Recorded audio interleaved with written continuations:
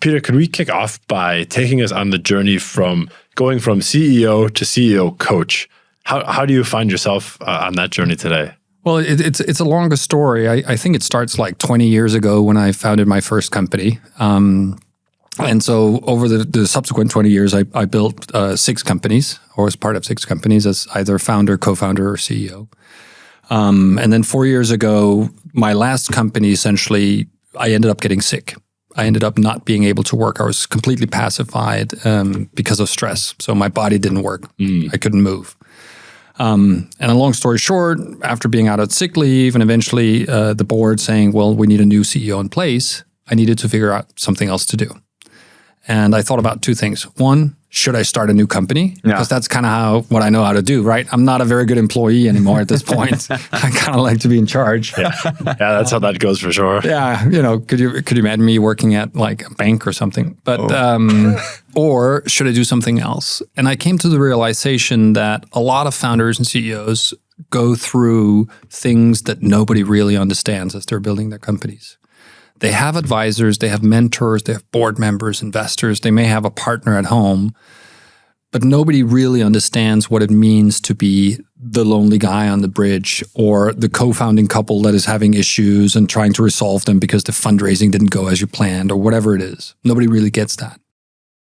So what I did was I said, maybe I want to work on that. Maybe I want to help people who build companies. And I wrote 40 founder CEOs around the world, people who didn't know me, had no prior relationship with me. And I described this idea. I said, what if there was somebody who you could talk to 24/7 about anything? Be that troubles at home, troubles in the business, strategic questions, tactical questions.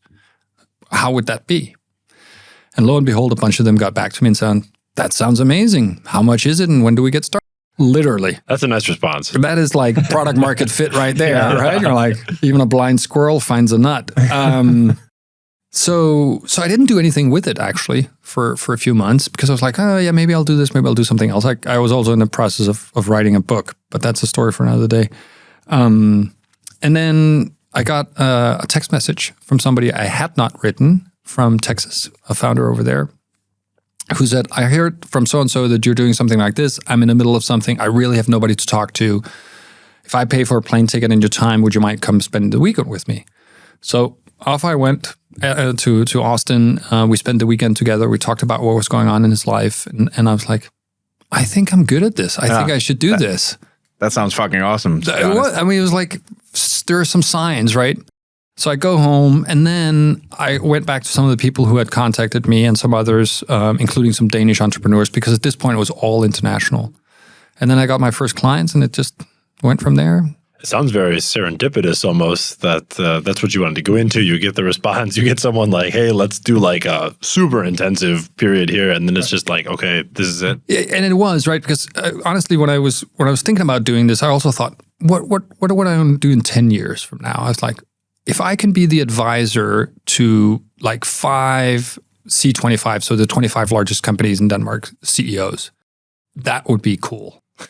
Right? That'd be very cool. That was like Mads Nipper at Ørsted, those kind of guys. Yeah, exactly. But then I also realized I don't know anything. I'm not going to swear on your podcast, but I don't know anything about running Ørsted, but I know a ton about running from 2 guys to 200 guys companies. Yeah. Mm-hmm. So maybe I should focus on that segment. And so it wasn't that straight of a line, but him contacting me was kind of the trigger saying, okay, I should do this. I'm just seeing isn't the book called $1 Trillion Coach? The guy Bill Campbell. Exactly. Yeah. Exactly. So he's essentially what I want to be. Yeah.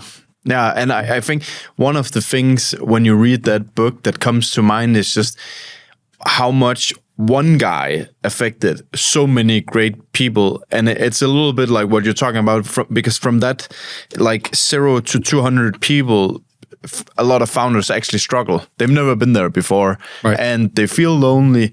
And I really think that the whole Bill Campbell it was just some tweaks that he did, but it just made those people feel that they had a place to go and talk about it and then come back and actually execute like they wanted to.